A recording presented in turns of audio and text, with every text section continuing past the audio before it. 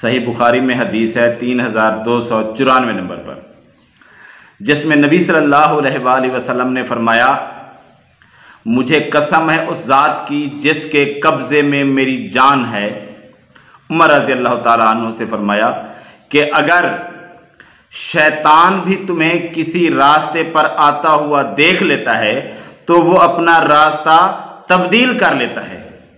یعنی عمر رضی اللہ تعالیٰ عنہ وہ ہستی ہیں حق پر چلنے والے کہ شیطان جب دیکھتا ہے کہ جس راستے پر عمر آ رہا ہے تو وہ اس راستے کو چھوڑ دیتا ہے۔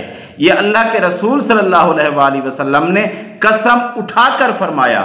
ویسے بھی نبی کی بات سچ ہوتی ہے، اس پر شک نہیں کیا جا سکتا، لیکن جب اللہ کا رسول کوئی بات قسم اٹھا کر کہے تو اس کا مطلب ہے کہ وہ بات بہت ہی تاکیدی ہے۔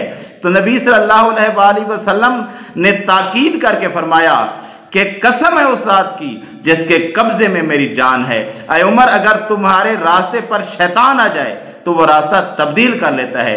یہ کل بات تھی ایسی، لیکن آج بھی ایسی بات ہے کہ جب کسی ایسے شخص کے سامنے عمر کا نام لیا جائے جس کے ذہن کے اوپر شیطان سوار ہو تو آج بھی وہ منہ پھیر لیتا ہے اور اس کے چہرے سے صاف نظر آتا ہے کہ یہ عمر کے نام سے پریشان ہو رہا ہے۔